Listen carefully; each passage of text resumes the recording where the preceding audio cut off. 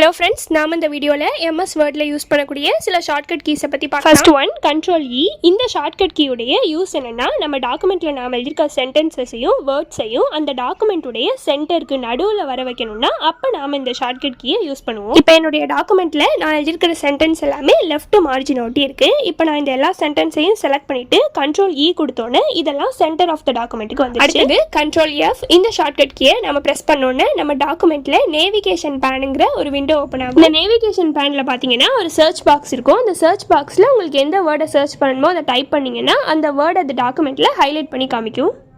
இப்போ நான் கம்ப்யூட்டருங்கிற வேர்டை இங்கே சர்ச் பண்ணுறேன். அந்த வேர்டு என் டாக்குமெண்ட்டில் எங்கெங்கே இருக்கோ இதை ஹைலைட் பண்ணி காமிக்குது. அடுத்தது Ctrl+G. இந்த ஷார்ட்கட் கீயை ப்ரெஸ் பண்ணோன்னே நம்ம டாக்குமெண்ட்டில் ஃபைண்ட் அண்ட் ரீப்ளேஸுங்கிற டயலாக் பாக்ஸ் ஓப்பன் ஆகும். அதுக்குள்ளே கோ டு டேப் ஓப்பன் ஆகும். கோ டு டேப்பில் நமக்கு எந்த பேஜ்க்கு மூவ் பண்ணணுமோ அந்த பேஜ் நம்பர் என்டர் பண்ணி அந்த பேஜ்க்கு மூவ் பண்ணிக்கலாம். நெக்ஸ்ட் ஷார்ட்கட் கீஸை நெக்ஸ்ட் வீடியோவில் பார்ப்போம்.